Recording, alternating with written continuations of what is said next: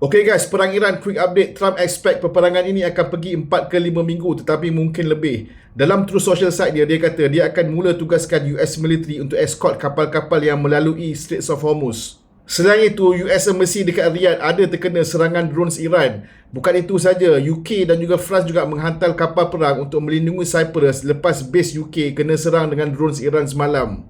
Bahrain pula keluarkan statement bahawa diorang dah intercept 74 misal dan 92 drones since daripada Sabtu lepas, dan UAE kata diorang dah mengalami lebih daripada 1000 attacks daripada Iran. Dekat Iran pula, diorang masih dihujani dengan serangan daripada Amerika Syarikat dan juga Israel, dan banyak kawasan diorang telah dimusnahkan termasuklah kawasan heritage. Dan masuk hari ni dah 4 hari Iran buat internet outage dekat sana. Oman pula mengambil pendekatan untuk selesaikan masalah secara diplomasi dan China juga menyatakan hal yang sama. Bukan itu saja, Qatar juga announce diorang dah berjaya menahan sleeper cells Iran dekat negara diorang. Sleeper cells ni orang yang carry out mission dekat negara lain. 10 orang telah ditangkap, 7 orang ditugaskan untuk membuat spy ataupun risikan terhadap military and facilities dekat Qatar, dan 3 orang ditugaskan untuk carry out sabotage ataupun melakukan misi.